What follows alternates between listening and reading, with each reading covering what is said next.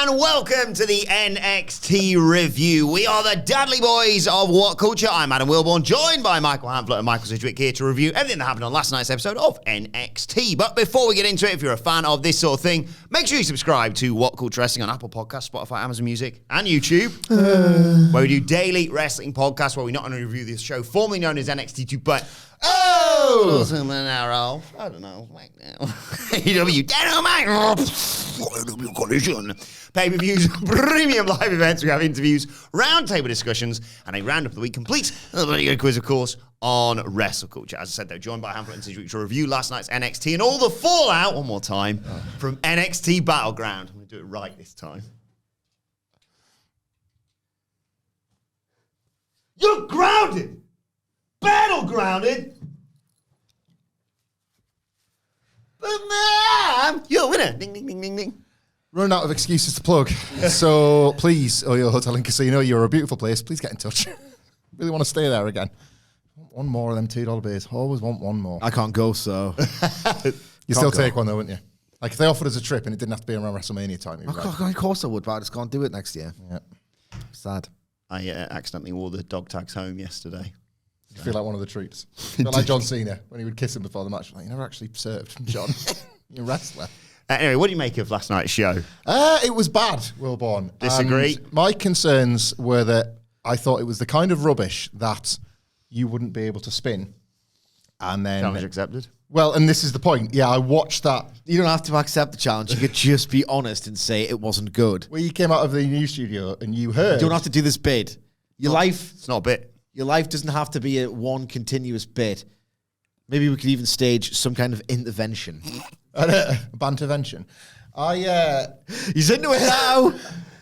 We came out there recording the news. Yes. And Sidge was rightfully criticising an element of that show. And I saw you nearly put your back out picking up that gauntlet. Basically, it was like, right. I think that might be the line for me. I don't think I'm going to try and defend that, to be perfectly honest. We'll see. But maybe I'll work myself up into it as the show goes along.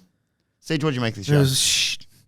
It wasn't very good at all now, was it? In fact, at various moments, I would describe this as laughably bad. I have this thing where I like the experience. I like the little web of jokes and this lore we've created around NXT. And the actual experience, I hate watching this. It's not good. I got some elusive schadenfreude during one bit in particular. When I don't enjoy NXT, I'm disappointed. Like, I get so excited. Joking? No, I get so excited for this show every week that when I thought this week was bad, and I was left disappointed over it. I was wanting more. I like these people. Like, I enjoy watching them go to work, and this was a poor exhibition of that. I told you you were in QAnon. I still hate that. I mean, obviously I should. I'm not going to be like, you know what, actually, he's right. That's a great point. I thought there were some class matches on here, and... No, he didn't. And I did. I genuinely enjoyed a couple of matches on this show. And as always, the teasers of things to come. Oh my God. We'll get into in due course. Let's start the show, though, as it opened with the, recap of what happened at Battleground. And then the new NXT Women's North American Champion, Kalani Jordan, who comes out with the belt and gets a great reaction, of course, grabs a mic, thanks everyone, says it's really surreal. She's won many championships in gymnastics, but nothing compares to being the first Women's North American Champion. They all battled, bodies were flying, souls were being snatched. But when she climbed the ladder and claimed the title, it is a moment she'll remember for the rest of her life. There's no history or lineage to live up to. It's up to her to create it. There's a lot of women in the back, and she'll prove day in and day out that no one can do it like Lani. Jada Parker comes out and says the only thing she proved was she can climb a ladder, scurry up the ladder like a damn squirrel. Those are rules. That was the stipulation. And your title reign won't be lasting long because once I've handled Michin, and then Michin immediately jumps her, and that leads to the match. But what do you make in the opening? You can ridicule anything by reducing it into literal terms. 22 men kicking a pigskin around in matching kit. Yep, that's football. It's Yeah, people love you all defined over the it. world. Well done. Yeah. Well done. All he did was scurry up a ladder. That was all that was required. You failed to do Yes. that. Like the thing that you said was easy, you failed at it. Yeah, you failed. Not only did you fail at the thing you've just said was easy, but the idea obviously is that you have to pick your moment to climb it. You have to withstand the pain that you've sort of accumulated during the match to climb it. Stupid. I hate how it doesn't count. Yes, it does. And what's Meechin's crack? Because just best friends with the Good Brothers, Yeah. who were sort of quasi baby faces here. We'll get to the match, I Yeah. guess, first. But on the promo, the delivery, this wasn't good. It was like one of those, when you see like, and so the documentary that actually exists, like the history of Florida Championship Wrestling, and then you see some of the awful promos, and then the before they were famous promos, and like the green room and like promo class, in which Shama Gash, she's got a pair of titties, like a 65-year-old woman. How you Can doing? hear Dusty Rhodes going, terrible. Yeah, that kind of thing. What was one of you two's favourite promos, just off the top of your head? Well, I could watch that promo 1,000 times without breaking a sweat. It's good doc. Revisionist history, but, that's part and parcel of the way the Fed does things. This felt like one of those green room, super green delivery, kind of scared to be out there, but you might come out of it the other side and be more, accomplished and composed. I thought the delivery in both was amateur hour. And that's what NXT's fault, and that's why we shouldn't review it anymore, Wilborn. Whoa. How do we leap to that conclusion? Maybe we could do some like roundtables instead of NXT, because you can't really judge it, can you? One of both. Just been off Collision or something. Right, Meechin versus Jada Parker game next. Oh, they've gone. Round table.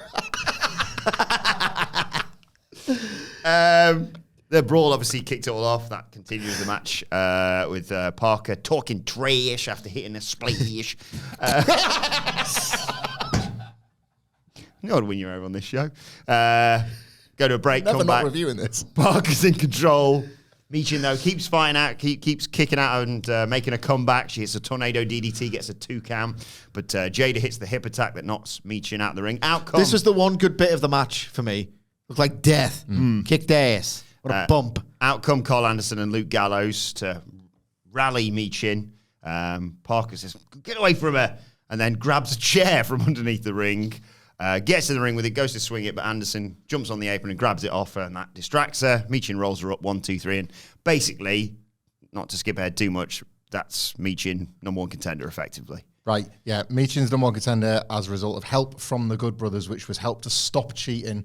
Ergo, they're the baby faces on a brand where Cody Rhodes appeared and cut a promo saying, I'm going to beat up you, and I'm going to beat up you, AJ Styles, and you use these people, baby faces, to help you in your attack of me. Makes no sense. No. Makes no It's sense. a different world, isn't it? Well, no. Well, they cheated on behalf of Meechin Yeah. To stop cheating. to prevent cheating. She hasn't turned. But then over this. Meechin stole one and got into Scarpa. Yeah. It's bad booking. The dynamics were completely wonky here. What's I'll allow it because I know where it's heading. Meechin's got a title shot. If only someone, I don't know, screws her out of it, who's already got a title shot of her own down the line. I'm talking, of course, of Queen Nia. It's right there, baby. As a result of their SmackDown fooed. Indeed. I thought you just said it was a different world. Sometimes. Yeah, fine. Okay. I tell you what, there was one bump in this match that I was like, Yes. you get that wrestling, good. Sometimes that's wrestling, that's good. You get it every now and then on NXT, and I got it during that bump and that bump only. There was a tornado DDT launched into from like the ropes. My God. You ever seen it's like I think I'm too old for this. I think it's like a TikTok challenge where apparently you can wrap your legs in a certain position around a lamppost and not be able to get out. That, yeah. That's what Meechin almost did to herself in the ropes doing a tornado DDT. She looked like she had 2 left feet. I need to see that. Somebody getting trapped on a lamppost. I want to see you do it. Of their own doing. I don't think I could. I did see that. I did like the spear off the pier, by the way. Spear off the pier. Yes. That you showed us on that canoe thing. Help bringing the boat in. Yeah, it was good, that. You know what they should do? Next to Anarchy in the Arena, which as we know is the best modern gimmick match creation. Second best. The best. Someone can like brawl outside and then do that to like one of the opponents. Just a lamppost spot. I like that. Or, it's a shame it's going to be in Vegas all the time. If it was somewhere cold, like you could force somebody to lick a lamppost and then just get stuck and then pull the legs and like the... Dumb and Dumber. One of the best films ever. Is it? I like I thought it would be the best film for you. They're all sort of on a level. What? Every Jim Carrey film, apart from like number 23 or whatever that crap was. Where's the funny faces? Yeah. What are your thoughts of the Cable Guy? I like the Cable I Guy. like the Cable Guy. Yeah. It's a hipster Carey from that era, isn't it? Didn't like it at the time, so had to be a little bit older. About the A little bit Truman Show. wiser. Oh, yeah, I like the Truman Show. I thought it was like this is the most clever I ever saw. It was, wasn't it? Yeah. When I was that age. And I wouldn't watch it again. Wow. That could be me. Did everybody else have that? Yeah. Like, I think that's happening to me, guys. Appeals to like billions of narcissists. I'm the main character, so Maybe the sky just has got a bunch of doors. Yeah. That felt like a bit of a shortcut, didn't it? That's a door. Is it though? That was the first forbidden door. You can't let him go through it. Otherwise, Ed it's all- Harris is behind I think it. it was the Memphis outlaw territory invading the NWA affiliated, led by Lanny and the Poffos. I love that when they used to talk about the Poffos from like an outlaw territory. You can imagine, like Savage would have been the best to pull it off. So dangerous, isn't it? Savage Like- first table bump, Yep. The power First drive to- on Ricky Morton, was it? first to open the forbidden door, like a complete revolutionary in this business. The first to like popularize move for move for move for move for move for move for move for move for move. Faxed it all to Steamboat, and Steamboat was like, huh? And it worked. Like Steamboat's kind of responsible. Savage is the most influential wrestler potentially of all time. I love that about that. I love the idea that you could script a move for move and it got over. That's what people don't give him enough credit for. To think that, but then know that it's going to work anyway. Yeah. That's quite impressive. Right? The most influential wrestler ever, or one of them. Yeah. I think that's a bit too serious for you, isn't it? Yeah.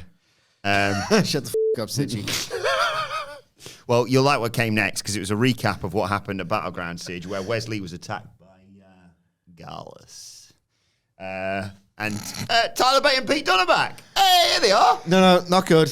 And Not good. They're gonna back up Wesley later on tonight. Put it this way: if I'm a WWE superstar, right, independent contractor, and I get the text, need you on NXT, my first instinct would be like, well, I mean, they're not. I mean, obviously Cody's the rule-proving exception here. They're not sending like, Bron Breakker back, are they? They're not sending. I don't know. I mean, last year, to a degree, they did with Becky Lynch and Dom. But these days,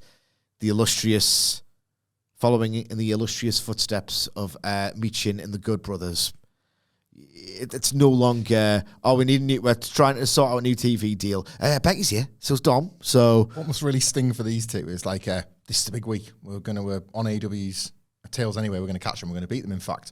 Promote Cody. Imagine not even getting promoted.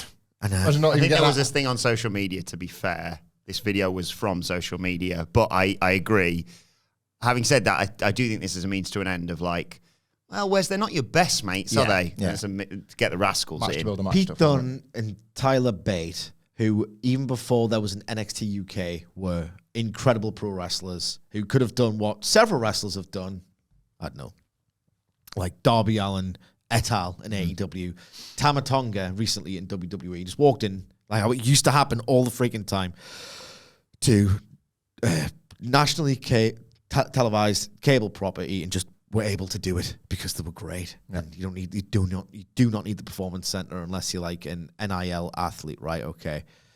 Even before NXT UK was a thing, Bate and Dunne could have gone on to Raw or SmackDown and they could have just done it. They've spent like the amount of time, if not longer, that people spent in comprehensive school in some kind of WWE developmental territory, and then they go on the main roster as like a twosome don't get over because they're like relics of a soulless work rate era that WWE was chasing. The modern crowds don't really get into that sort of thing. Now they're back there already. 22 Jump Street. That's what they should call the team. It's weird, isn't it, as well? They signed those deals. It was like 2021, maybe 2022. It was just like, well, they're still so young. Another 3 years. Like AEW will still. I remember it was like, well, where could they go? And it's AEW will still be there. There's no harm in it. Tyler Bate looks older than he. Yeah, the idea was 3 more years, they might actually get some TV exposure and up their value. When we talk now about you've got to sign Ricochet, these would go into that other pool, wouldn't they? Where like, probably don't bring in Dunne and Bate. If they were suddenly available, you're thinking, well, if you're AEW, maybe not. I know, if you're AEW, you think sign everyone. Yeah. That's what you Well, think. you're Tony Khan, you think so. Us as fans would be AEW. thinking, man, maybe not Dunn and Bate. Let's Definitely not, and definitely go not. and do something else. It's like the fair comparison would probably be the Grizzled Young Vets, wouldn't it? They came in for that one date, and you would be rooting for them because you like them, but you're thinking realistically, That'd be a bit of a dick move from Tony Khan. Oh, Levesque, your two prize projects who you always thought would be the stars. Well, one shot in Collision, maybe. yeah. We'll see. Good thing there was no dick moves on this show. Yeah. Yeah. I thought it was just a nice thing to do, like you say, a placeholder for the Rascals potentially. And Yeah, it feels like it exists for that this match. very clever for a certain thing that happened a little bit later on, involving the biggest prize in all of wrestling. Yes. Cody Rhodes shows up. He's greeting all the fans, of course, and then we head off to Chase U. They're all bickering. Ridge is like, I thought we bloody squashed this. And Duke says, well, I don't know. Riley's like, we can't trust you. It's all gone bad since you show up. They're all, me. And then Thea Hale says, everyone shut the f*** up and sit down. Like this. It's always good. She's great. She says, look, hey, Ridge is an outsider, but you were one of them once, Riley. Andre Chase tries to speak up, and she says, I think you should shut up because you almost gambled away this university. She hasn't forgotten that one, has she? Where's JC Jane when we need her? I know. Duke tries to speak, and Thea Hale also says, yeah, let's not forget that you were basically trying to stab him in the back and steal the university as well. And she says, this isn't a... Oh, teachable moment! everyone needs to get on the same page. We're all Chase U. It's not a teachable moment, that's the truth. And everyone shuts up. Thea Hale talking truth. She's right. We're all Chase, aren't we? I just want this. Not me. Want this. Can I get that calendar yet? I want this school within a school to figure everything out, solve all their internal admin problems, and get If back. they just got... I don't want anyone to lose their job. These characters, not the wrestlers. If these characters were written off telly tomorrow, wouldn't give a rat's ass. I'd miss this every week. On class time. Who cares? It's rubbish. It's a school within a school. It's still sold out, that calendar. Check every day. Why? She saved that institution. I want to help out the uni, yeah. Well, they're saved though Do my already. part. Yeah, but always good to help out. Wesley, Pete Dunne, and Tyler Bate versus Gallus was next. Pete Dunne. Chase U sets up like a GoFundMe. We'll want straight in it. $6,000. 5,000 from like a Chris Jericho. He has to put another 5 on to correct his typo. Child to raise. Yeah, he wants him to go Your to. future is confirmed, Eric. I've got big dreams here. I wanted to go to university. It's like one of those Chase where, like, University. we basically, to go to the Catholic school, just decent in the area, or whatever, yeah, basically have to go to church a few times. Yeah. Just helps your case a little bit, etc., etc., etc. Hey, church guys. And then, your kids eventually go, all right, okay, you get, you're in to the Catholic sort of area. Yeah. Wilborn donating to Chase U via calendar purchases just to get Eric in there one of these days. Boxes them in the garage. And Louise fight, lifts a sheet away one day. There's 6,000 calendars. Don't go in the garage. It's for Eric, I promise. Like when rich people buy a wing for Princeton. The Adam Wilborn wing of Chase U. Just get Eric in there. To do what? Watch the network, probably. Best education you can get. I mean, I agree. Pete Dunne snaps someone's fingers. Tyler Bate does the airplane spin to take us into a break as the babyfaces stand tall, but the heels have taken over during the break. Wolfgang hits a splash for 2 on Bate with Dunne making the save. There's a hot tag. Bate basically lands on his feet, taking a backdrop. Wesley comes in, runs wild, flies around, near falls. Pete Dunne snaps the fingers of Mark Coffey, who takes the signature wind-up punch from Tyler Bate. Pete Dunne moonsaulted off the apron. Bate did a flip dive. Lee hit a Meteora for a nice 2 count. Another dive out of the ring from Wesley. He springboards into the ring. Joe Coffey dodges that, takes his sodding head off with a lariat and gets the 1, 2, 3. What a relief this match was. I spent a month worrying that I was starting to enjoy Gallus. And then, thank God, this was a reset. Of honor, you can hate them again. They're absolutely useless, boring bastards. Pete Dunne breaking Mark Coffey's fingers. What are we doing here? That is the most 2016, 2017 dead boom combination of moves, wrestlers, and things you're supposed to get up for that I could possibly manifest in 2024. That's just not trying. 7 years, isn't it? Yeah. 7 years. God. Basically adds the same amount of time between Hulkamania, it's Death Rows, and Austin at WrestleMania 7 and 14. Yeah. Pete Dunne has jumped Coffee Brothers. He main evented TakeOver UK's with Joe, and now he's working TV with Mark. Austin was Rookie of the Year on the Wrestling Observer 1990. Okay, so that we're a year off. In 1991, when the Dangerous Alliance formed by then. Yeah, pretty much. 92 was War Games, so yeah. Yeah. Paul Heyman, to anyone who would listen, would say, Stunning Steve Austin is the future of this business. He is the future of this business. He's incredible. Can I pitch you, Mr. Austin, sir? Yes. Yeah. Right. And you know what happens is that Austin actually makes it. And by 1998, probably later than projected because time moved differently back then, becomes the megastar that everyone within wrestling, Meltzer, Heyman, the Observer newsletter, reader base, just knew he was going to be. Austin himself. Everyone but obviously. Vince. Everyone but Vince. Austin himself. Got lucky. And Tyler Bate is still breaking that boring bitch's fingers. What are we doing here? Yeah. Certainly, I would never watch this in 1 million years if I wasn't covered to do so professionally. They'll always have the WrestleMania entrance coming out to DIY's Titantron. Earnestly sad for them. That was gutting. They deserved a bit better than that. They did. They've put in the time. They've put in the time. I mean, that's written all over Tyler Bates' face. That's me saying that. 2017, I look like shit. I can see the writing on your face. I can see the print rays on your face. You look f***ing 50. What's going on here? Jada and OTM are backstage. Jada's furious, obviously, at losing to Michin. She's going to handle her and run her out of NXT, basically. And then there are our boys, Idris and Malik. They're hyping up Brindley Reese. And they're like, be careful out there. She's like, love the concern, guys, but don't worry, it's lovely Wendy Chu. We're going to have a great time. She's a sweetheart. And Blade and Idris are like, sure about that. Have you seen all the vignettes? She was busy cartwheeling last week, so she didn't see the TV. Didn't even listen to the preview. No. We would have told her. When did she choose trouble now? Maybe the AirPods keep falling out when she's cartwheeling around. Nice little vlog video thing on Sol Ruka came next. I like this. Going to Battleground, preparing the UFC training facility. She might not be the first ever champion, but she can't wait to get back out there. I like this for Sol. It was a good little bit of character development. The Soul Snatcher is enough. Yeah. I really mean that. Like, I'm not comparing the two. She was my pick, wasn't she, for the whole thing, yeah? Like, Athena was 10 times the worker when she arrived in NXT. But 100. yeah, fair. But then somebody says to you, a stunner off the top. And she could have never worked a day in her life. And it's like, well, that is enough. The Soul Snatcher is absolutely enough. If she can get phenomenals and everything else, she's good to go. Because that finisher will carry her a long, long way. And I think that's why they'll invest like this as well. They had Vic and Booker putting her over after the fact. You see loads of stuff gets shared as gifts from, I don't know if it's younger fans or engagement bait or idiots, but I'll share sequences from NXT and they're terrible and then they're posting it with flame emojis. Like, what are you watching?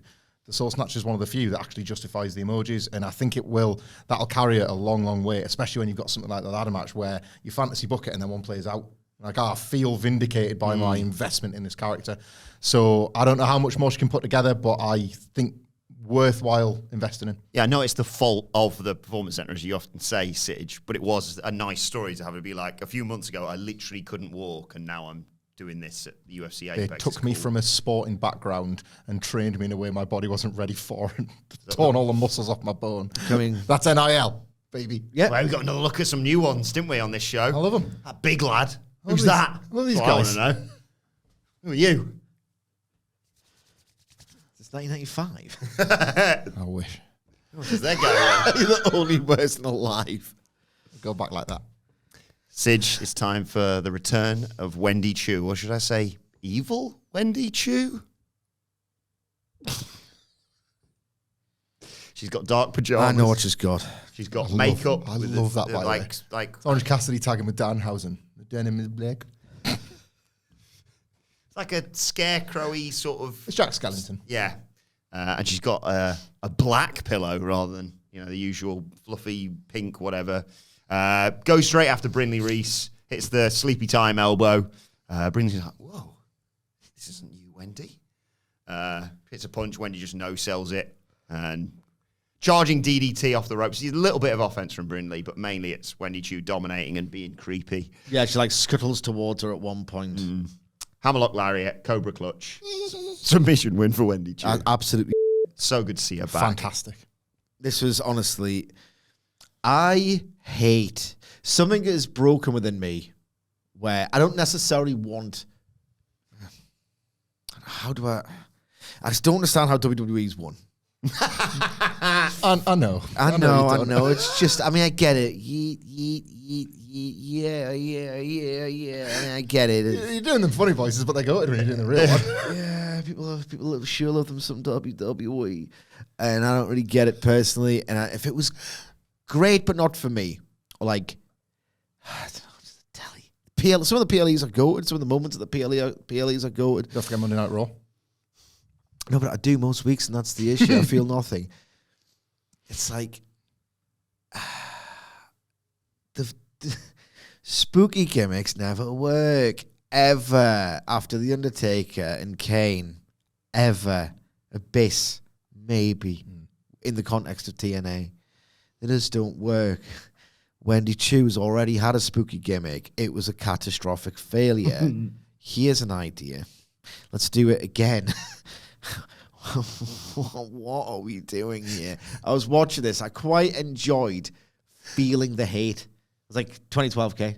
Yeah. Embrace the hate. Feel something. Like, I was kind of like on fire. Like, oh, you hate this, don't you, mother? You hate this, don't you, bitch?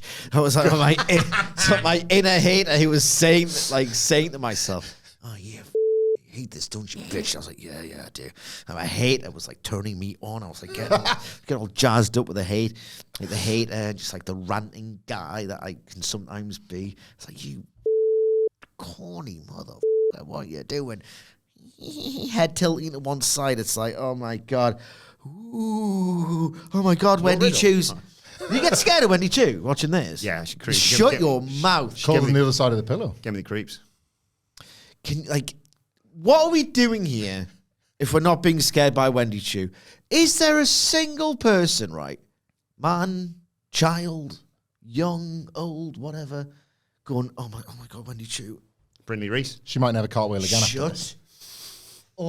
She might just start walking places like the rest of us instead of cartwheeling through life. This might have changed her. Whoa. I love as well, by the way, sorry. Like, obviously when we have we all shoot on spooky gimmicks and that, and there's an element of our past life on forum, Sidge, where when we were younger, and it's like, can't we just let the wrestlers wrestle? In this case, can't we just let the character that's always asleep be asleep? I just want purists, Wendy Chu. I want the good old days. Like, I understand people have got different... I love this. Yeah, shut up, man.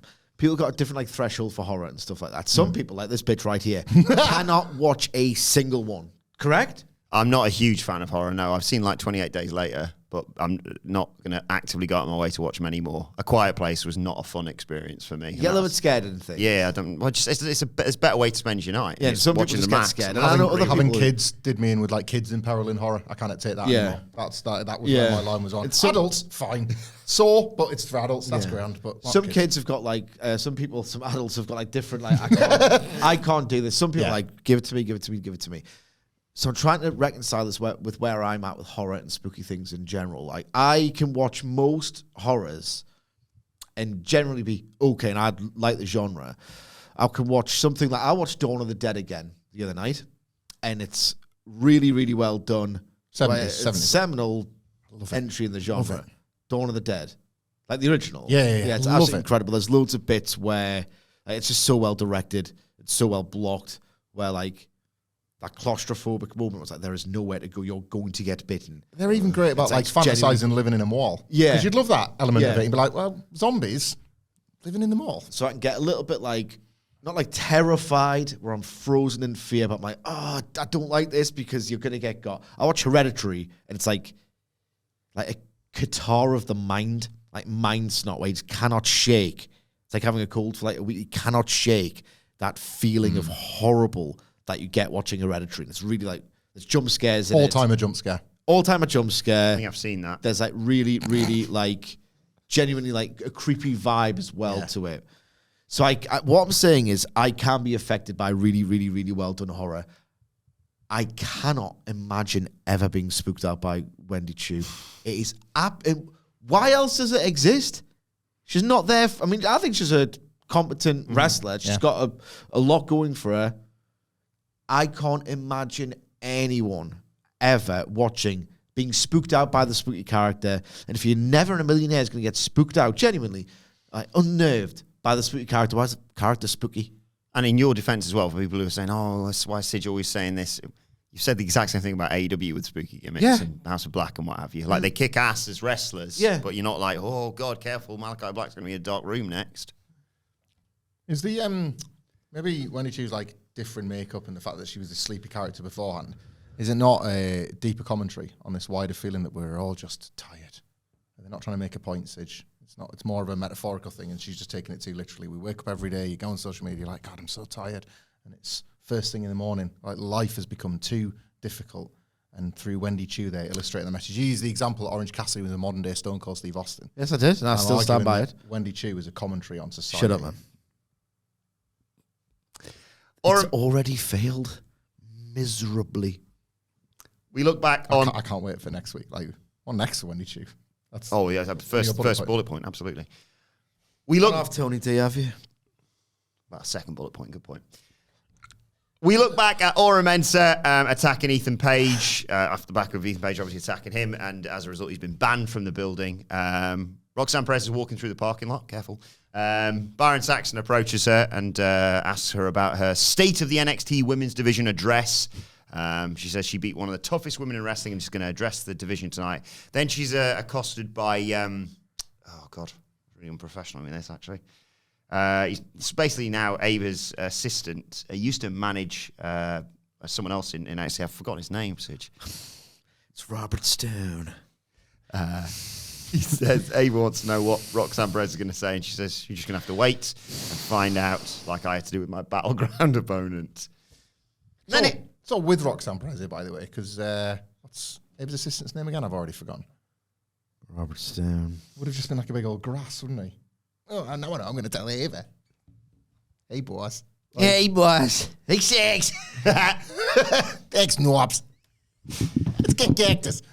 That's nasty-sized cactus. Show his face in my pit. Burp in the face, Knobs. Didn't one of the Nasty Boys fart in Miss Elizabeth's hair? Yeah. Class. God, imagine. That's insane. It's horrible. Have you met Randy Savage? It's an assault as well. It's really awful.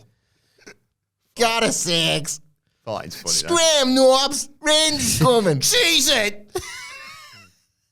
Don't want none of the macho, man. Cody Rhodes is here. Savage. Cody says there's well-known magic here in NXT. Hey, Randy, snap into it. See you later. Got him, Sagsy. The world champion's here in NXT. Hey, Knobs, what you have for breakfast? Love the Nasty. I love the Nasty Boys, man. They're genuinely like one of the best teams in the early 90s. Like, I wish. And gross. And gross. Horrible blokes. Yeah. Yes. Tried to start on Ken Shamrock. No, they didn't try to start on him. They assaulted him to half death. Nasty size Ken Shamrock. They double teamed him in a hotel room and they almost kicked the guy to death. Did Nash beat up Sags? Something like that, wasn't it? Maybe. Some sort of like Shamrock. Shamrock going for Knobs would be so funny now. Shamrock's like this. Yeah. And that was a fair Knobs asshole. running away. Cheesing. Sags, I got Shamrock on my ass. Fire on him, Knobsy. A part of a quiz a while back on Wrestle Culture. Nasty Boys. Yeah, for the fighting in Miss Elizabeth there. Do you want to hear the other options? Yes, please. Looking like, why was Jerry Sags fined $7,000 fighting in Miss Elizabeth's hair? Looking like crepe, aka not wearing a suit. Burping in a crowd member's face or pissing in someone's bum bag. In the bum bag. Probably did it all the time. Yeah, You know. all of the above. Piss on Savage's gimmicks. WrestleMania 7, though. Oh, my God. It's not even including the best work in WCW. Love the bike helmet as a weapon. Just really bought that. Cody Rhodes is here, the world champion in NXT. Yeah, we got a long way to go. Yes. Cody says it's well known there's magic here in NXT, and maybe he needs to feel that magic. Yeah, a bit of passion. I'm glad I hope there was a synonym swap here. They're just going to get rid of that. Don't want to say passion. He wants to feel that magic as he heads to Clash at the Castle to defend against AJ Styles. Says, look, AJ's been a lot of things. IWGP champion, NWA champion, WWE champion, PWI's wrestler of the decade. And after this Saturday, he can also be added to the list as someone who said, I quit. And then here comes NXT champion Trick Williams, who puts over Cody, gets the crowd to make some noise for him. He said, I was headed to the ring, but I saw you, so Can I say one nice thing? Go on. The only time I feel like Booker T adds anything to commentary, so it's not that nice, is when he, does the thing to Trick's entrance. I get up for it. Yeah. Love it. I like it. It's the only good thing he does. Oh, where's the lie? I love the bit when it was when they were turning Mello heel, and they put them they would do the half and half theme, and every time it got to Mello's theme, Booker was like, "What the hell?" And then it would cut back to Trick. He was like, "Oh, thank God." Well, there he was like a goldfish, and the back to Mello. Where's he gone again? Trick says Sits up like the Undertaker from his door down on. What the? I was whooping that Trick.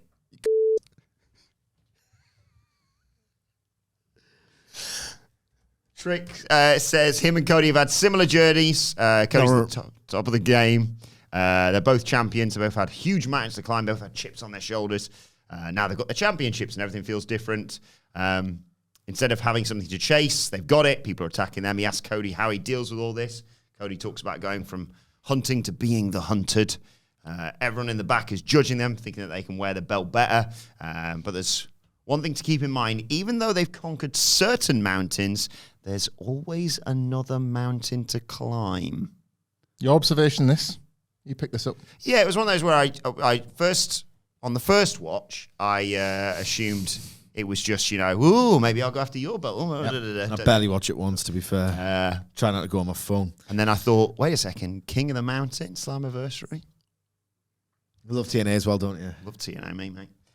Against all odds on Friday. But what's the main event? Moose versus Broken Matt Hardy. I think the only person who's reacted yes to that is you. It's literally just because you got it correct. No, one other person who will have acted. Yeah, it's like that.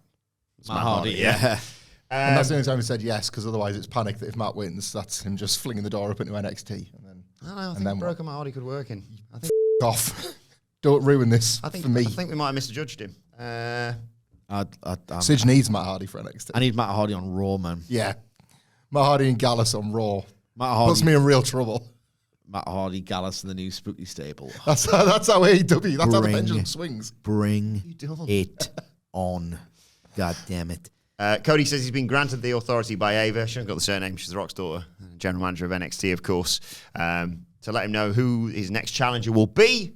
There's going to be a 25-man over-the-top rope battle royal next week. We may know some of the people in there, but there might be some from different locker rooms. Good luck, my friend, says Cody. And he goes to leave, but Trick says, hold on. One more thing to ask you. It's very serious. 4th of July's around the corner. And on behalf of everyone, we want to know, are you coming to the cookout? And the crowd chant yes. And Cody says, yeah, he's coming to the cookout. And they hug. And Trick says, play the bloody music. I don't have an opinion on the last bit, realistically. In terms of might be from different locker rooms, right? Because everything was just, how can we vaguely get these to interact in some way? Here's some soup about mountains and all the rest of it. Ugh.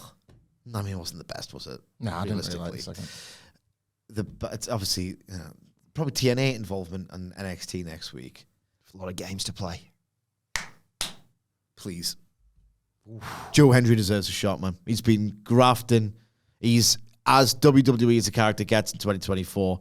If he can get that shot, he's grafted for years. Like, he's had this path of, even in the late 2010s, he realized there are a lot of great wrestlers, great, super athletic, blisteringly fast, high-flying, submission wrestlers, whatever.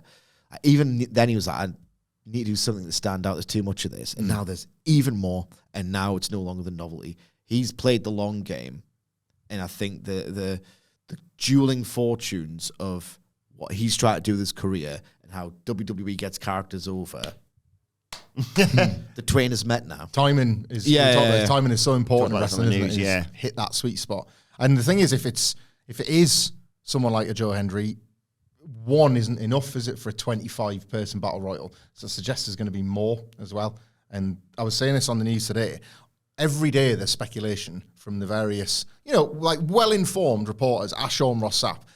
But a lot of that is because wrestlers will be wanting there to be speculation. Yeah. You can only get so far on speculation with this working relationship, whatever it is. You need to now actually start. Like, it can't just be fantasy booking. You need some actual reality. Yeah. So I would like more than just a one. I think 25 people, that opens the door for like 3 or 4, doesn't it? Yeah. And that's discounting the Raw and SmackDown locker rooms. Lots of games to play on the preview next week as a result. Yes. There was an AEW wrestler backstage on the NXT. The Rampage and Collision locker rooms, perhaps. Anyway, from Mr. WWE, Cody Rhodes, to Mr. Chen XT. Dante Chen is walking backstage. Sarah asks him what to expect tonight. Chen says he's ready, and he's going to batter him, basically, and he twats some pipes with the Singapore cane just to show you what that's going to be like. The match is next. Before that, the women... So it wasn't next. Well, the women are chatting in the locker room, and Carly Bright says hello to Wendy Chu, who goes... And walks off. Yep. And then we see the 2024 NIL class, and I'm like, who the hell's that guy? He's big. I like him already. Yeah, I want like video packages of how great they were at like gymnastics or shot put throwing or whatever it is. I love it. You know what's Fresh meat. Oh, here we go. Yeah. What's funny about this is like Wilborn. I mean, I'm not saying they were small in the Attitude Era, but Wilborn, a few years younger than the fellow Dudley Boys, if you didn't know that, started the Attitude Era. Mm-hmm. I mean, Hamflett started Golden Era. Yeah. Like mainly like, kind of in retrospect on tapes and all the rest of it. You haven't had your, like, how big these guys are. Yeah. I mean, they were obviously, again, not small during the Attitude Era, but the size was almost incidental to the characters and the edge and the realism. You like having a little moment here. Yeah. Big. You like big, aren't you? Obafemi. Bigger the awesome. better. Yeah. He never got his warlord or his other. Yeah. Yeah. And like the job gimmicks was, Yeah. I was like, where's that for me? I've got it now. It makes a lot of sense. Yeah, you're getting your Golden Era and New Generation offer. That's why I love it. Oh, thanks, Sid.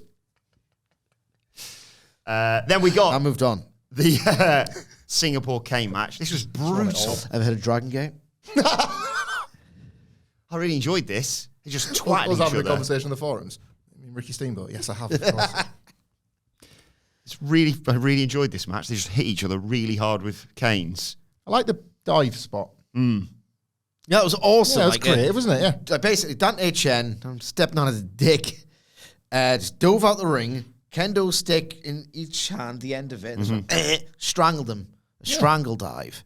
Kicked ass. Chen jumped. And Brian Pillman Jr. got smacked in the head. Yes. Just as well he can't get any dumber. Some brain cells to take out of his head. It's the Festus thing. He suddenly becomes really clever. Yeah. Smacked him out, and then he gets it again. He's losing it. Hell of a run.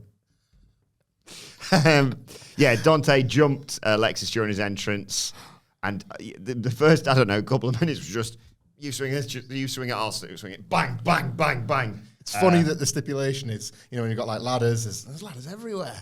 Like, it's a Singapore cane match, so there's got to be canes everywhere to illustrate it, but they're too small to illustrate it, so you've got like some lent against the things outside, and then I don't know, like It's also the bit- it looks like it's supposed to be set dressing, and it kind of looks the opposite. Yeah. It makes it look more sparse. You need like hundreds of canes out there. It's also the bit where Lexis got a load of them, took them out of the corners, and laid them down. Like, I'm going to slam him onto it. I was just hit him with it. Yeah. Just hit him around the head with it. Better. I've got a sledgehammer. Are you going to swing it as hard as you can at someone's head? No. I'm going to use it to strengthen my hand. That's a triple. That's going to break every bone in your hand, mate. I'm the game. Yeah. I've broken every bone in my hand. I need a place to scream. No, actually, I'm going to scream right now. My hand is absolutely fine because I tape it like a one Richard Fleer. And one Friddle Blade. Just like Harley. It's like Harley. So 45 minutes. Just like Harley.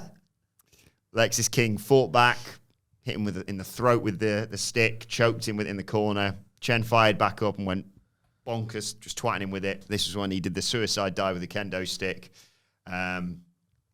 He's battering him outside, but Lexis King grabs his, well, Vic Joseph called it a cane. Booker T corrected him, saying it was a scepter. Hit Shen Low with it, hit him again, and used it to hit the coronation to get the 1-2-3. Good fun, this. We were right to draw from ECW law on our preview. That's why we did it. Because this was the cane after his car crash that Brian Pillman, in a kind of mini iconic ECW run, was walking around with. And like Brian Pillman Jr. loves borrowing from his DAR.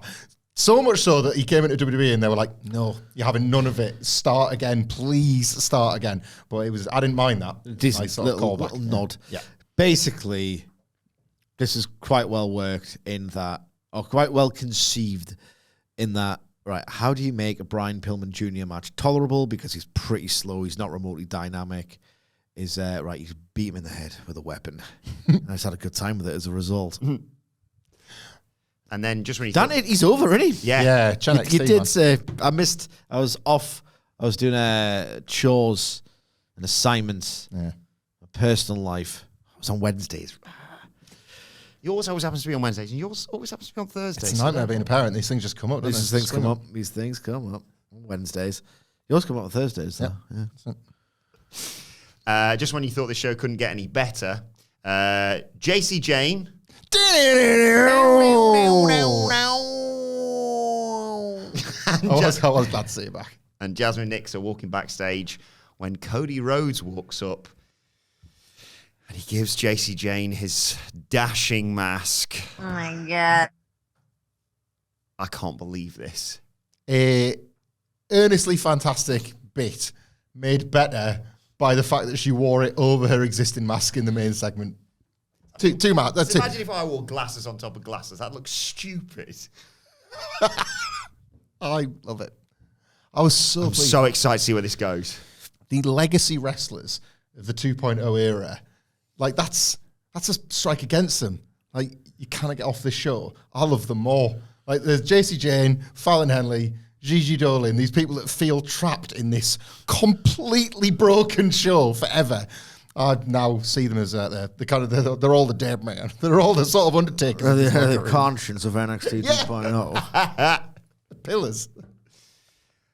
Two masks. Me too, man. You need help. The character, JC Jane's like persona. I can pull every single face. Now I can wear every single Yeah. mask. I love it. Did you just hit it with your mask? Well, I couldn't possibly because I'm still wearing it. So So Hank Scorpio gag. I didn't even give you my coat. He's wearing it backwards. She's got like a mask on the back of her head because she ran out of space around the front. Ah, no. No. Dashing law as well. Like, I knew one day, like Cody does it sometimes, I think to try and stop them saying, go on, put the Stardust stuff on. He does the handstand every now and then. He does it with like, he almost like spits out that to make a point. Like, I have grown so much from this. And I'm sure he still does it because he's still dreading that day. Like, go NXT, Barry AEW. Like, they're going to say one time, it's like Halloween or something.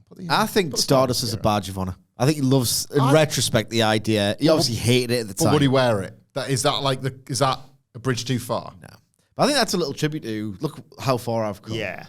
There was a tweet once as well where someone mentioned that, like, Stardust sat on the lap at a house show, like, as a thing, I'm going to hop the barricade. He's like, yeah, he was a menace on the house show circuit. So you must have had a little bit of fun with it.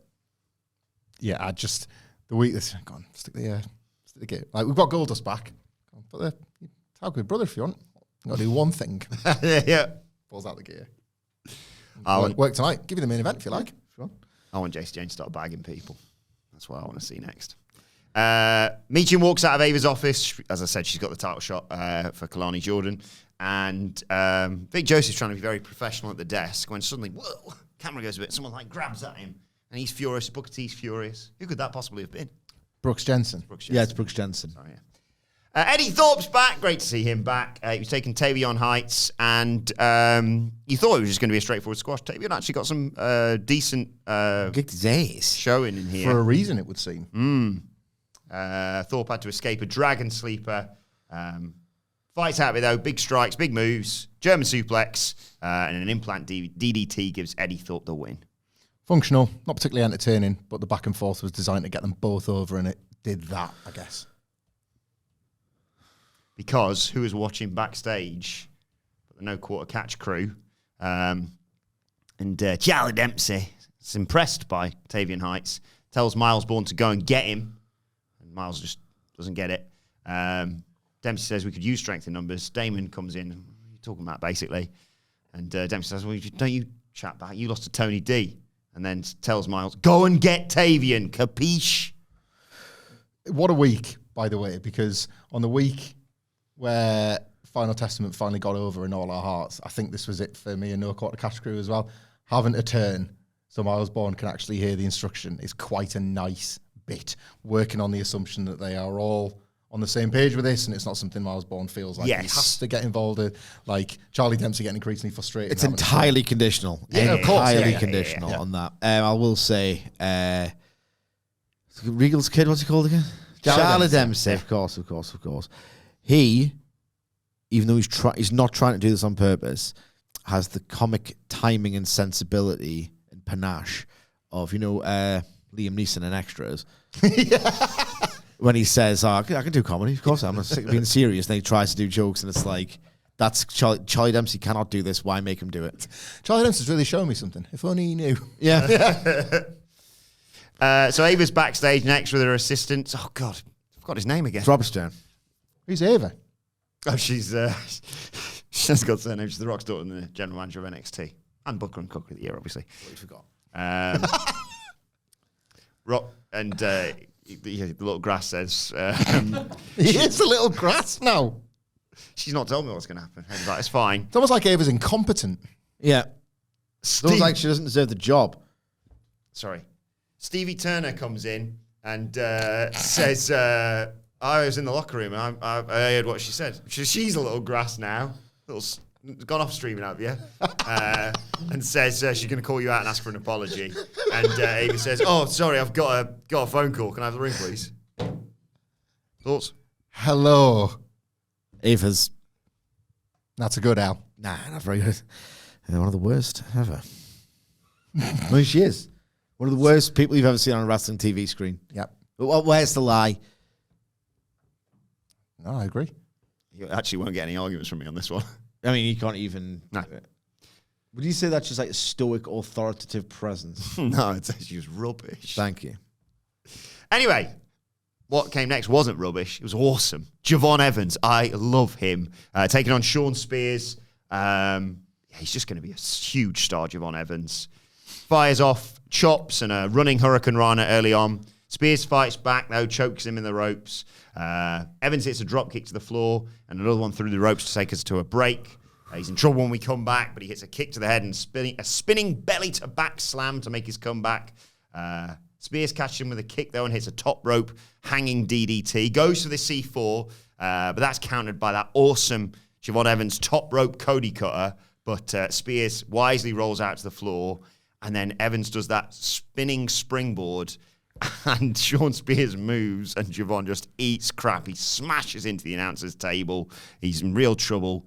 Gets back in. C4 from Sean Spears. 1, 2, 3, and Javon Evans. I assume bites a blood capsule here because he was bleeding from the mouth, but I wasn't too concerned. Saw a bit of bad faith. I didn't like on no. this. What's this? Like there's never much engagement on NXT, but I thought he was the hot new prospect and having Sean Spears beat him. I don't know, that kind of makes sense where we're at. Like he the characters overdid the risk because he's young and inexperienced, but they still got to illustrate everything he's class at. But it wasn't his night because he's yet to learn exactly how to deploy it. Whereas Sean Spears has like wrestled guys like him 100 times to know when to move, to know when to dodge. Sean Spears kind of needed a win on NXT because his great master plan of getting CTE didn't work.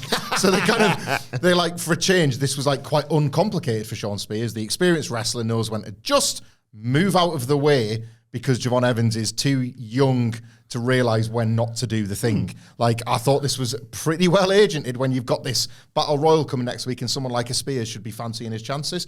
Like, Javon Evans had a Javon Evans night, win, lose, or draw. Yeah. This is all right. I hate this idea. It happened with Jey Uso and Ilya Dragunov as well. Yes. I hate this idea that, it's not an idea, it's an actual thing that's happening where bad faith people who are desperate to see WWE fail. I mean, I don't enjoy that it's popular. take some of my power away. I was honestly at my peak. I was burying this crap for fun in 2019. Yeah. Skull and Chrome X NXT was like, you were proven right 100 times a week. Right? That's correct. I was peak then. I don't know where I am anymore in this new world. I don't know my place. Anyway, this desperate insistence that Triple H just beat Sting. Oh, Triple H just beat, I don't know, insert name, Brock. Up and comer, like Brock or whatever. That's not what's going on here. Like, there's a reason for these results. One, Jey Uso's over. The idea that the work rate guys lost in WWE again. It's not work rate WWE anymore. Those people, those fans have migrated over to AEW, and wrestling should be better as a result. This idea of Triple H has just gone over one of the young guys. No. Like, where the characters are, it tells a great story. Well, an effective story. A sensible story. A logical story. Evans will obviously get the win back when he comes back with a little bit more know-how, a little bit more experience. And I'm not being funny. And Javon Evans is going to be on NXT for another 3 years. He's going to have to lose him eventually. That's not the way I would book it. That, for me, is the crime. The crime isn't that he's lost this one match to Shawn Spears. On a deeper level, the fact that when you're this young, this dynamic, I'm not saying he's going to slow down when he's called up, because it'll be about 2 or 3 years. Yeah. But, like, this the idea of this overnight sensation. WWE should do more of that, or at least attempt to do. You can't. It's very hard to do an overnight sensation. Everyone would do it all the time if they could. Yeah. But yeah, I mean, just this idea that holding down the youth movement, it's ridiculous. You got me thinking about that. Like, what? There's a middle ground with this. That overnight sensation is the perfect way to phrase it, because like Javon Evans and Nick Wayne feel comparable. Nick Wayne probably a little bit further along in his development, but he isn't anywhere near where he was in terms of like. I love the way they brought him in last year. Yeah, it was really well done. Like Darby with authority saying, "Oh, this guy's awesome, by the way, and he's coming soon." And then like he's kind of, I wouldn't say he's been a victim. He's in a perfectly fine spot, but in terms of his work, you're just not seeing or feeling what you were for Nick Wayne as a wrestler. Similarly, Javon Evans, I agree, will spend too long realistically in NXT. There'll be some of his edges smoothed out a little bit, I would guess. There's got to be a perfect middle somewhere where you can still feel like you've made the point before, where if you get over in 6 weeks on the Indies, you'll get your spot on Rampage. If you get over there's a chance you make it to Collision, but then you're going to die, bro. Yeah. Like what's the happy medium? How do you take somebody that's like lightning in a bottle and not kill it one way or the other? I don't know what the answer is. I know it's not the Performance Center. No. Another high-flying up-and-comer. Nathan Fraser. When I'm cleaning windows. And Axiom. No! Hanging out backstage with Bate and Dunn, looking back at their win at Battleground, and they're partying. Very jealous of that still. When who should walk in but the D'Angelo family? Mm-hmm. Tony says, "Oh, look at these guys, party animals. Look, I gotta be honest, I think you boys had it in you." And Axiom says they're full of surprises. Tony says, "Oh, well, I'm still riding high defending my Heritage Cup last week. You know what's next? What, Previously on wrestling." On wrestling. "Oh, I think these boys need a little history lesson in the heritage of this cup." And Pete Dunne says, "You're not going to lecture us on the history of British wrestling." And Tyler says, "My name's on the cup." And Axiom says, "My name's on the cup." Axiom God, could you imagine a lecture of British wrestling by Pete Dunne and Tyler Bate? It's like... "William, tell me more about these lizards instead, please." Axiom says... WrestleMania 12, followed by The Night the Line Was Crossed, or a lecture on British wrestling by Dunne and Bate. Lecture on lizards, is it? Well, I'll tell you what. I first came to fame in the US in WCW. Yeah. Then I went to WWF. Didn't work out initially, but then it got good. I drank some piss and I made it then, sunshine. And that's lizards. There were 2 reptiles in AEW in 2021, and Jake Roberts was only one of them. It's been emotional. So yeah, Pete says, "You're not going to lecture us on British wrestling." Tyler says, "My name's on the cup." Axiom says his best... Luchasaurus, and that's William Regal. Keeping Luchasaurus as a pet. He gets up to right mischief when I'm out the house. He's not looking his best right now. He's shedding his skin, but... All right, sunshine, you scare the postman. Here, dinosaur boy, drink this piss. I'm gonna get you over. From one lizard to another. I know what I'm doing.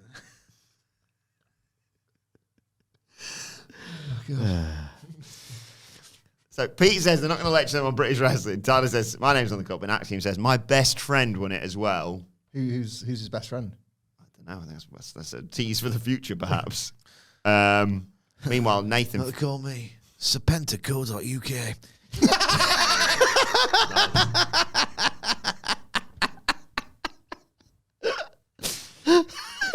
Meanwhile, Nathan Fraser... When I'm cleaning windows. He's lost. He's staring at the Heritage Cup. That's good. That's good. Nathan Fraser's staring at the Heritage Cup. Makes a change for me. I say you don't believe what you're reading this bloody internet. It's killed the business if you ask me. Honestly, me, you know, I just... I'll keep off that bloody Twitter. Everyone's a liar. So, yeah, Nathan's staring at... Nonsense. It's not about wrestling. Not 180 characters better than me. So. That's the punters. There's loads left of this crap. I preferred it when the Yeah. preferred it when the punters were on the other side of the barricade. What happened, John? I don't know, William. So, Nathan's... Should we have another boring conversation? We sure will, William. That's the Regal talk for you. Keep that door open just for a sec.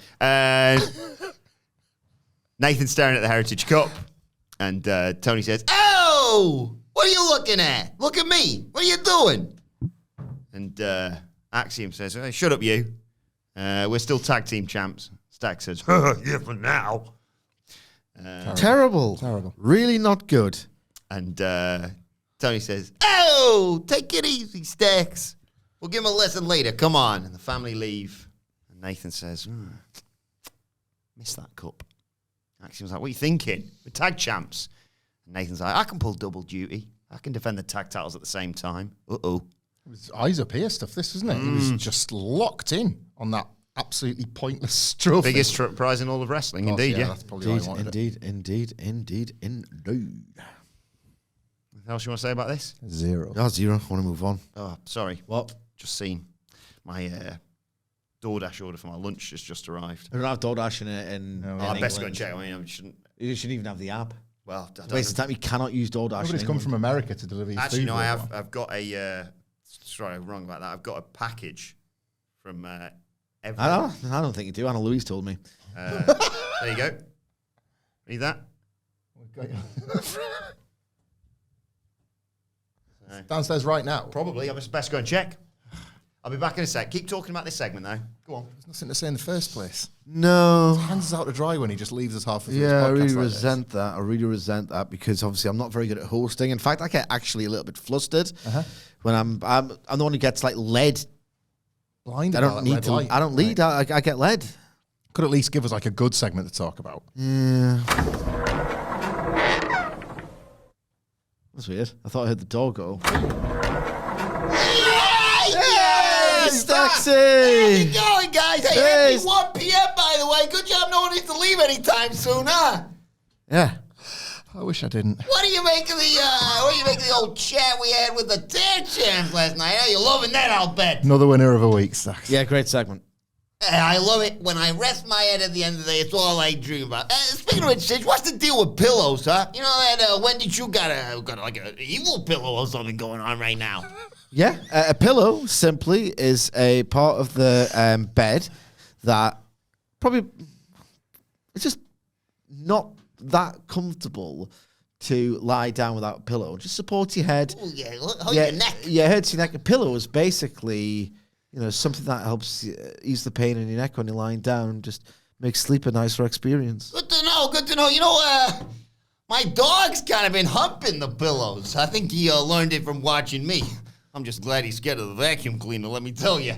Anyway, 3 jokes, 3 questions for you.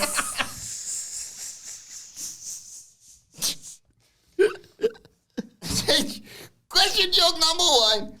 Why did the dumbass put a ruler under their pillow? Huh? Picture that.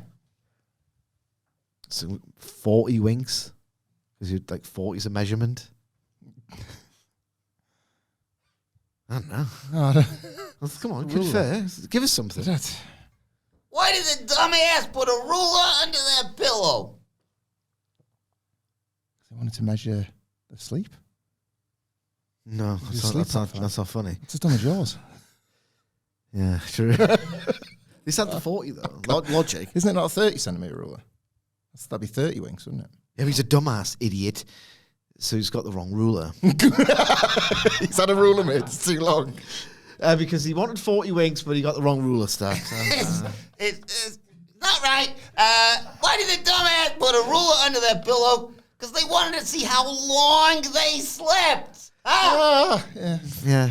It's jokes you can tell the kids. That's what it's all about. Speaking of which, answer question joke number 2. Why did the pillow cross the road? I'll picture that. This has got to be dirty, this. Yeah. The way he set it up. Kids. Good jokes for kids, these. Why did the ruler cross the road? Why did the pillow? Why did the pillow the ruler cross thing, the next road? Um, Because it was cooler on the other side. yes, Sige, I love it. Because it was cooler on the other side. National Tape Measure Day, which is close enough, July 14th, by Right. the way. Sorry, what did you say? Why did the pillow cross the road? Because it was cooler on the other side. Fish! That's 2 for the kids. Well, Perfect let's hat-trick. make it a trifecta. Guys, who wrote the book Cum Stains on Her Pillow?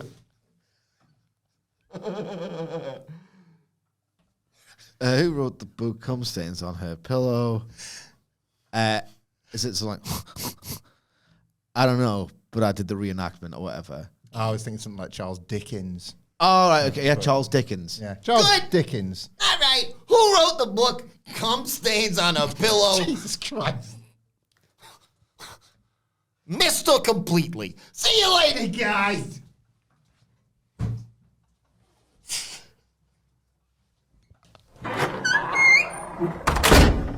Bye, Stacks. Wow. Sorry, I missed. What's have I missed? Stacks. Oh, got it. Yeah. No, What's missed him because he's got to go. Yeah. I have to head off before the main event. We'll see. No, don't worry. I'll this stick around. It turns out it was at home, not here. Of course, obviously. Where did he get delivered to? Yeah, it's my house, not the office. Should have really thought about that, really. Anyway, you'll like what came next time, because Cody walks up to Sean Spears backstage. Sean says, Cody, you won the Rumble, you got his. Next week, Battle Royal, I get mine. Cody says, I believe in you. And Ethan Page's like, whoa, Cody, you're not going to believe in me?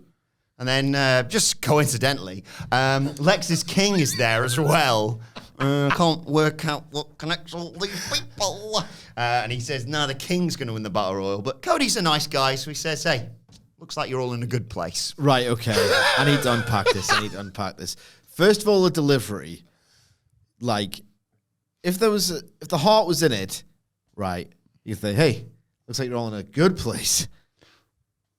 He went, you're all in a good place. Didn't he just walk off shot very quickly, quite suspiciously? I love Cody.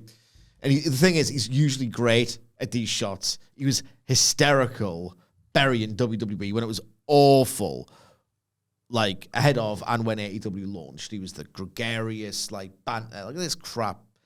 BCE, yeah. This is well beneath him. What a terrible line. What an absolutely terrible, terrible, terrible line. Shots are great in either direction. Make them good. Well, I mean, not like that whole AEW, huh? I mean, that was the very, very obvious subtext. So bad line. And like, are they in a good place?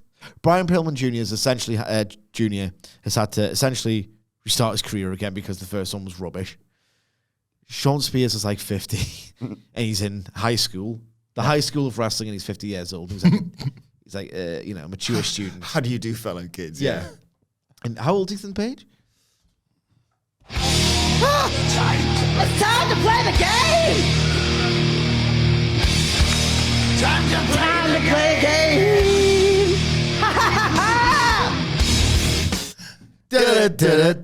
How old is Ethan Page? I'm going to... Nicholas, are you Googling this or do you want me to? Yeah. I'll go 29. I went, a 34 popped into my head for some reason. Right. So he joined the dub. He joined the dub in 2021. That means he was in Impact, and he had to have been a name-ish on the Indies. I think he's done some grinding. He was in Evolving. I'm going to say 33. Nicholas? He said 29, 29. 33, 34. That's all right. Who said what, sorry? 29, I said. 33. 34, I said. Two of you. I've got a chance. One of you. Hamlet sucks Dumbass. Dumbass. Not 29. Not 33.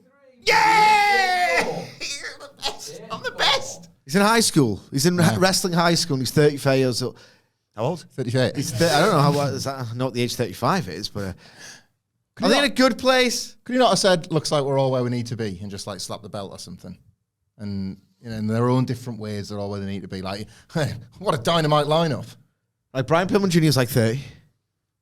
We're all in the 30s. Fact. Other than Sean Spears, who's like 40 odd. They're in wrestling high school. Yeah. Essentially, they've been like held back years, right? So like they're not in a good place. Like realistically, if you're Ethan Page and you think where are you going to be when you're 30 or your mid 30s, you'd be like, oh, main roster, upper mid card. No, hasn't worked out for you. I'm sorry. Like I like Ethan Page as well. He seems like a really nice bloke as well. So I feel like a bit of a dick here for a throwaway stupid gag. But my God, they're not in a good place for where they should have been in their careers. Realistically. You don't get the jokes, did you? They all used to be in AEW. Yeah, I know this, right? And the thing is, like, look what they missed out on. It's like, this was such a cell phone. This is like laughable, wasn't it? Look what the cat dragged in. Us four. It was, I don't know if they, like, I mean, it was the implication not always better than the actual execution? If you with did this with Cody Rhodes, CM Punk, Jade Cargill, and Ricky Starks on the main roster, you'd think, bugger. Fumbles. They've fumbled. Yeah. AEW fumbled this. I mean, with all the respect in the world, Jesus Christ. What's the sort of equivalent of I was going to say Ricochet, but that'd be unfair. Like they're kind of sending somebody out there to be like, we got him! And then Yeah. yeah. I don't know. They wanted to do their bit, didn't they? It was stupid.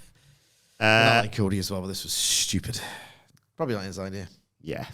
Main event time. Roxy's State of the Women's Division address. Roxanne Perez comes out with the belt, obviously, gets the mic and says, and still you're an NXT Women's Champion, the prodigy Roxanne Perez. She's atop the greatest women's division in wrestling. Not only did she protect the title, she proved there's levels to this, and no one in the world is on hers. We don't need to thank her, though. We're just finding out what she already knows. She says there is only one person who needs to thank her. Ava, come on out. And Ava does. And she says, I had a feeling this would happen. Yeah, because that's a Stevie's grass. I assume you want me to congratulate you, so congrats. But that's just part of being a great champion. It's not about what you say, it's about what you do, who you beat, and how you carry yourself. And Roxy says Ava's the perfect GM because she makes it all about her. But whoever she arranges for her, she's going to find a way to win. Not one person can take the title from me. Here comes JC Jane. 2 masks. And yeah, 2 masks. And Jasmine Nix. And JC says, you're taking credit for the entire women's... Mask collector. Just keeps getting him. Gets one off Out Ray. here. Yeah. This is so stupid.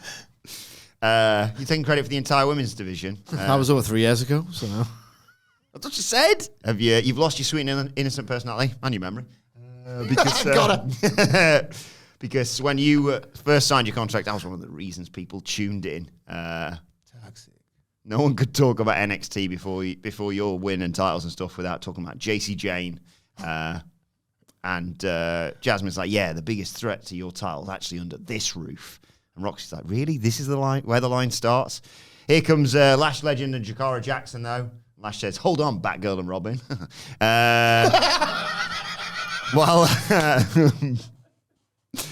While Jay-Z was off getting a beak fixed and Jasmine was busy being a Kim K lookalike, the metaphor have been dominating.